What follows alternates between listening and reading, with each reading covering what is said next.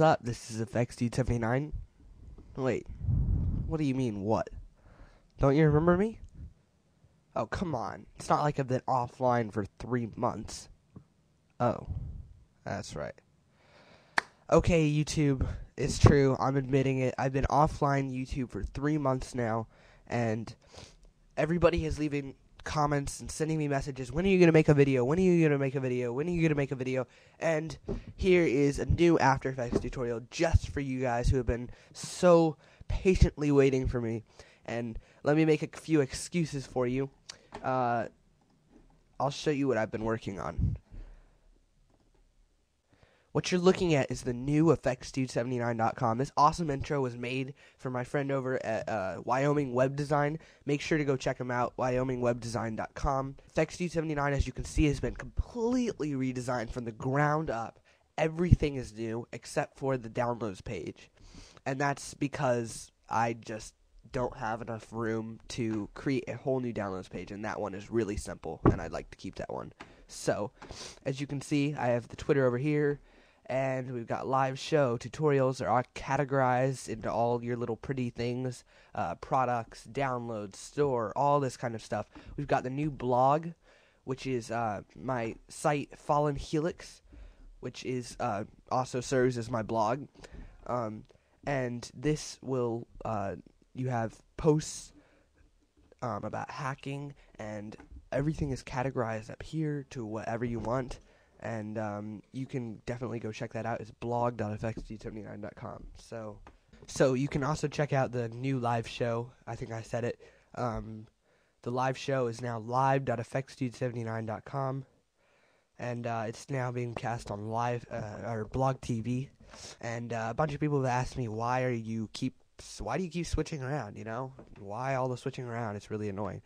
That's because I'm trying all the softwares out, trying to see which one is the best, and I honestly think I'm going to stick with this one because I love it. It's really easy to do. Speaking of the live show, we have, this is a nice rhyme, and it wasn't even intentional, the live tech talks on Blog TV every Friday, 5 p.m. EST, okay? Yes, yeah, I told you it rhymed. It's fun, isn't it? Live at 5, yeah. Every Friday, live, yeah. Check it out. It's really fun. We have a great time, and I've been doing 2 or 3 shows now. And it's been, I've been having a great time when I do it. So make sure you check that out. Fridays, every Friday, same time, every day. So make sure you do that. Okay, so let's get into what we're talking about today. Today I'm going to be showing you the basics of using null layers as incorporating them to enhance your designs in After Effects. So, if you've ever seen a null object, you'll be kind of surprised because, let me add one real quick. Layer, new, null object. Now, as you can see, all a null object is a couple of lines. It's completely invisible when you render it, and it pretty much does nothing if you've tried to use it before. It's just there, okay? And this is something about After Effects you sort of have to get over. Null objects weren't created for the sole purpose of being invisible, nor was any other effect in After Effects or tool in After Effects. Okay? In After Effects, even though it's a visual editing program, you have to get past the fact that it may be something you have to think about, not the way it looks, but the way it acts. Okay? And that's the best way I can put it. And to show you an example, I'll add a new solid. Doesn't matter which color, and fractal noise. Okay? Now, fractal noise looks pretty dumb. Like, what, when you look at it, what would I use that for? Okay? You can't really use it for anything, but the way it works, the way it evolves, is the way that people use it. And you really have to think about that. This is used for displacement and all these kind of things, and I'll probably make a tutorial on it soon. But that's just a quick example. Null objects work like that. Not exactly like that, but here, let me show you.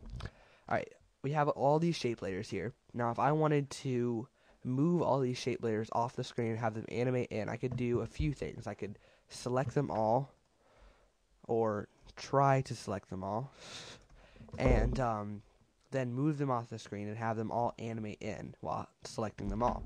I could also pre-compose them and move them in, but both of those have their they have their downsides, and so this is another way I'm going to do accomplish that with a null object, and it's much easier, you'll see. Let's bring the null down to the bottom just to get it out of the way. Then we're going to select all of these layers and parent them to the null object using the pick width tool. And then if we take the null object and then move it, you'll see that all the blocks move with it, or all the shape layers move with it. And this is because these aren't actually moving. They're just childs of the parent, which is the null object. And because the null object is invisible, it just looks like the blocks are moving, even though they're not. They're just being dragged along by the null object. Null objects also have other uses. They can not just be used for moving, but they can be used for orienting an object different ways. So let's select all these and again parent them to the new null object, and then hit W to rotate and start rotating them. And as you can see, they all rotate with it. This is a very handy tool. Alright, so this is one of the many other uses that null objects is mostly used for. We have a small 3D environment here, and we have a camera, a 3D camera, and all the layers are 3D. Alright, so you could move the camera around the scene and orient it to wherever you want, but the orientation is invisible. You can't see it. It's not visual. So what we're going to do is create layer, new, you guessed it, null object, and we're going to take the camera, twirl it down, open up transform, and get the point of interest.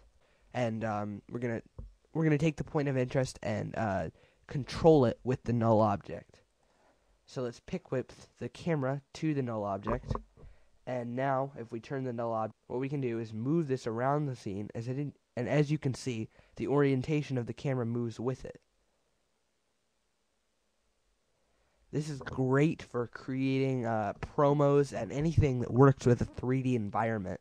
I'm not going to go into too much detail about this. I just want to get you guys thinking about how do things in After Effects work, not thinking how do After Effects things look.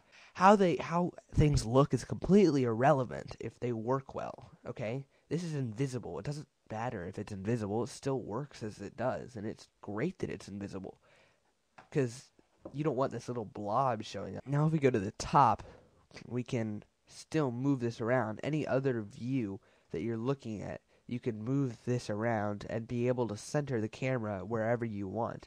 And then you can go back to the camera view and you can see this pointing wherever you want.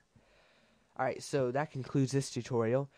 Make sure you subscribe, because I'm going to make a lot of new basic tutorials. And you're going to want to learn about these basic tools, because even the most, advanced After Effects users don't know how to use simple tools, and that's a problem. But getting you guys started with using null objects and thinking about how After Effects works, and thinking the way that the programmers did is a great way to get you started. Alright, so I'll see you guys in the next tutorial. This is EffectsDude79. Peace out, guys.